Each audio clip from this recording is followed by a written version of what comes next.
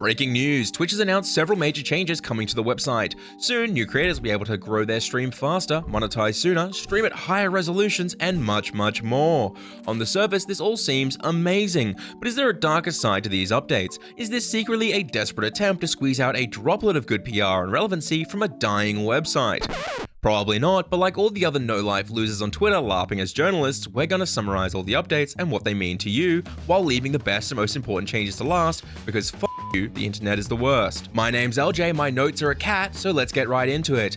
After nearly a year of privately testing 2K or 1440p streaming, Twitch has announced that they are ready to roll out the service to partners and affiliates starting right now. This is a landmark occasion as Twitch has only supported a maximum of 1080p 60 frames per second streaming for nearly a decade. If you want access, you can use the waiting list to sign up, but wait right there because this might be a terrible decision. Many Twitter experts are pointing out that Twitch's bitrate soft cap of 6000 is barely enough to support 1080p, let alone 1440p, while others are pointing out that due to Twitch's choice to use older codecs and transcoding priority, streaming at 1440p could cause your stream to be a laggy, stuttering mess for any viewer with slow internet, otherwise known as the entirety of Australia. Twitch has responded by asking people to please read the blog post where they say in bold letters that they'll be increasing the bitrate to support 1440p, use a newer HEVC codec, and the new Twitch enhanced broadcasting tools, which will allow stream quality to adjust automatically for viewers, making everything Twitter has said meaningless dribble once again. But the great minds over on Twitter didn't stop there, with tens of thousands taken to the digital streets after Twitch lowered the requirements to reach affiliate. Previously, new creators were required to reach 50 followers, stream a minimum of 7 days, stream for a minimum of 8 hours, and reach an average viewership of 3, all within 30 days. This arguably monumental task kept many from ever being able to monetize their channel. Now, new streamers will only need 3 average viewers across 4 streams for 4 days for 4 hours and only 25 followers, before they can begin spamming their tiny audience with unskippable, painful, repetitive ads to make pennies on the dollar. Proving once again to be an insufferable community to be a part of, streamers simply can't chill the f*** out.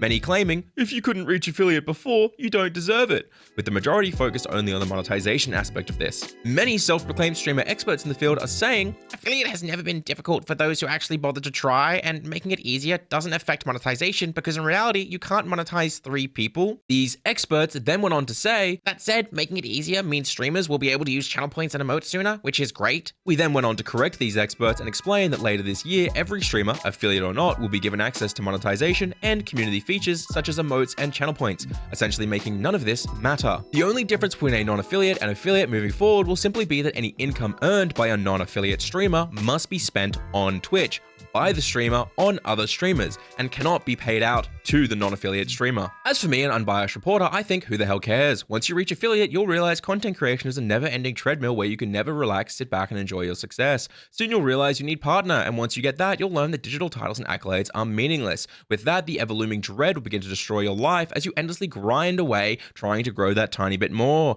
And before the light slips away from your tired, bloodshot eyes, you'll realize you should have been a YouTuber. In other news, Twitch has finally begun to capitalize on their main audience's desperation, sadness, loneliness, and of course fear with watch streaks.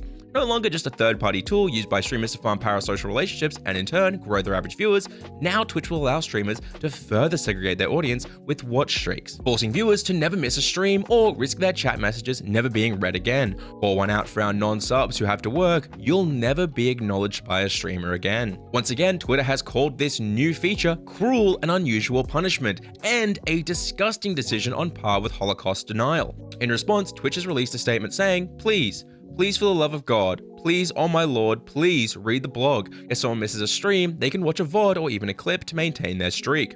Twitch streamers promptly ignored and continued to clip staff members out of context to farm likes online. Speaking of clips, Twitch continues to roll out more tools for them, previously having created the beloved clip updates such as vertical integration, discovery feeds, and stories, 3 key features every self-proclaimed stream expert requested for nearly 7 years, with these same people saying, this would allow Twitch to be new streamer friendly and to stop it from dying. Sadly, after release, nobody used these new updates, with many viewers going on to say, I don't go to Twitch to pretend it's TikTok, and I despise the Twitch app. I'd rather risk having a brain aneurysm while hate scrolling livestream fails on Reddit. One unbiased reporter has been quoted as saying, I told you so, you It's go make videos if you want to actually grow. But will these new updates change all of that? Twitch has gone on record as saying the new clip tools will help streamers by suggesting clips from their most engaging moments, making it easier to review, edit, and publish content. Another major change, now clips won't force viewers to leave the stream, and will be less disruptive. Several Ludwig viewers, upon hearing the news, were reportedly heard saying, "Finally, I can clip his feet without also missing anything else." Continuing to double down on viewer desperation to be loved, Twitch has also announced a new clip leaderboard,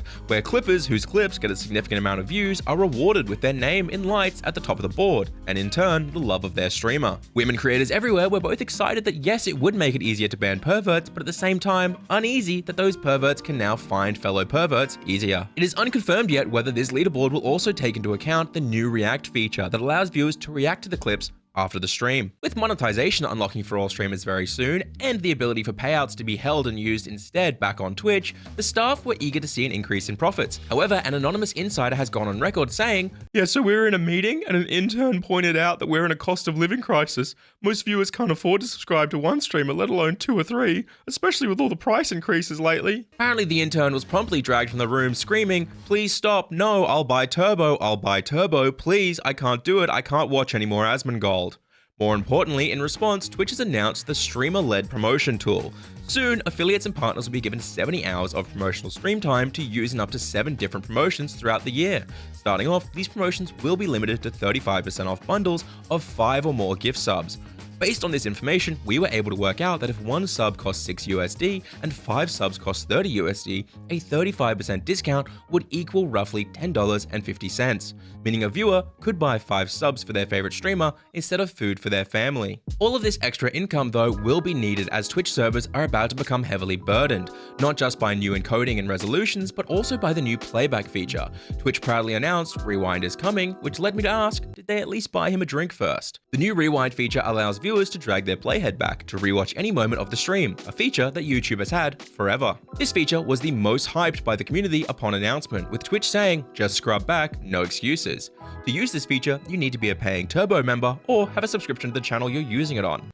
So there is one excuse. Nevertheless, it is exciting to see such a heavily requested feature be implemented after so many years, even if many consider it poorly. In fact, so poorly that many have taken back to the digital streets, with one streamer saying, "This is worse than the Chinese Communist Party. I can't breathe with all these restrictions. Where is my freedom of speech?" Mike Minton, Twitch head of monetization, explained this restriction isn't based on greed, but in fact is designed so that streamers don't lose out on ad revenue, a fair and reasonable explanation.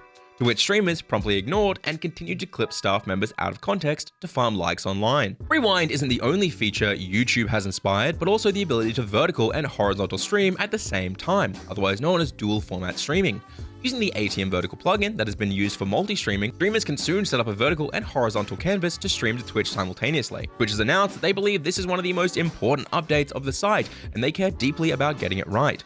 It will include features such as better optimized viewer experience on mobile, allowing users to watch either vertically or, if they rotate their phone, horizontally. Supposedly, this new update will also bring a better user interface, more ways to chat, engage, and of course, for mobile viewers to participate in hype trains easier. While many are incredibly excited for this update, it's left others confused. Vertical streaming, while fairly young, has seen incredible results on TikTok and YouTube, thanks to both sites having millions of users watching billions of vertical short format content endlessly on the platforms, which, when compared to Twitch, simply isn't how users tend to use the site, instead preferring to second monitor stream content for a long period of time while they game to feel less lonely. Self-proclaimed stream experts have continued to push vertical and mobile-first tools as the way forward for Twitch, but when asked where the viewers were coming from or how to change the deep-rooted Twitch culture that simply didn't use those features, they became awkward, stuttered a bit, and mumbled something about off-platform content under their breath. I've been LJ, my notes are still a cat, you've been watching the TwitchCon news wrap, at best these changes are neat, at worst they're meaningless, none of this is going to change your life, so if you want to learn something of value that other self-proclaimed stream experts can't do, click here to learn how I monetized a new gaming channel in just 6 uploads, or here to become a member for just $1 and see how I make gaming video thumbnails that go viral. I'm very tired.